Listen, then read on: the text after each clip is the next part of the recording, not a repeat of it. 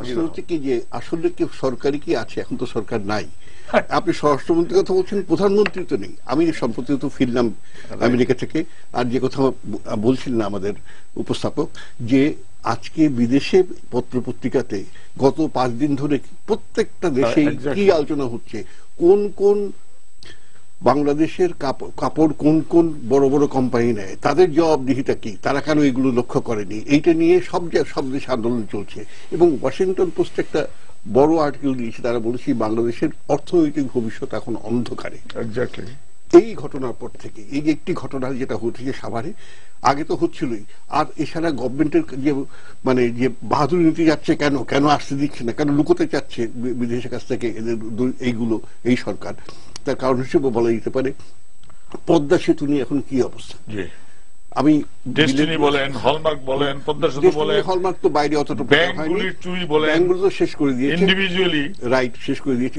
এবং এই সমস্ত ব্যর্থতাগুলোকে ঢাকার জন্য এত ব্যস্ত যে এই দিকে সময় দেওয়ার সময় নেই। এবং একজন একজনকে ইয়ে করছে, মন্ত্রীদের ভেতরে একজন একজনকে কন্ট্রাডিক্ট করছে, যেটা আপনি বললেন, কন্ট্রাডিক্ট করলে তো তার প্রত্যেকের তো অবস্থা একই রকম।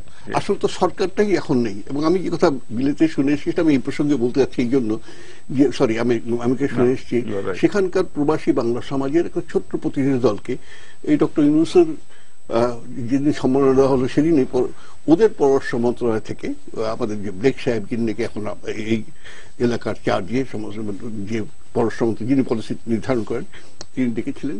সেই আলোচনায় তিনি বলেছেন, আমার যেটা শোনা কথা, তিনি বলেছেন যে বর্তমান বাংলাদেশ সরকারের এইসব আচরণের পর থেকে কোন রকম যোগাযোগ, কোন রকম মানে আর্থিক সহায়তা, কোন রকম নতুন প্রজেক্ট বাংলাদেশ সরকারের সঙ্গে তারা গ্রহণ করবে না।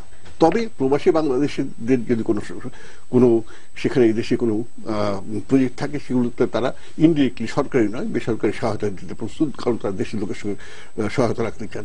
তারপরে পরিষ্কার তার ধারণা বলল যে বর্তমানে যিনি ক্ষমতাসীন আছেন তিনি কোনো যুক্তিতর্ক বা আলোচনার ধার ধারেন না। কাজে এই যে যদি ক্ষমতার যাকে বলা হয়, এরপরে যে ক্ষমতা হস্তান্তর নিয়ে বা পরবর্তী নির্বাচন নিয়ে যে আলোচনার কথা বলছেন, তাতে কোনো ফল হবে বলে তার মানে তাদের ধারণা যে সেটা কোনো ফলদায়ক হবে না, হচ্ছে না।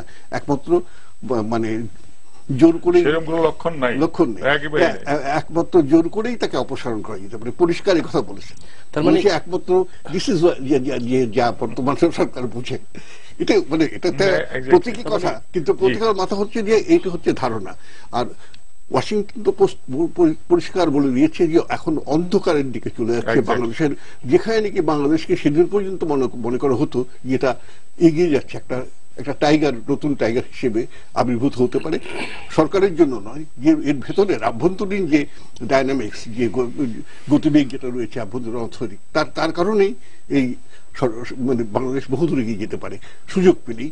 এবং রাজনৈতিক সংঘাত সত্ত্বেও এখন তো রাজনৈতিক সংঘাত এমন পর্যায়ে এসছে যে এখন এটা এই রাজনৈতিক সংঘাত নিষ্পত্তি ছাড়া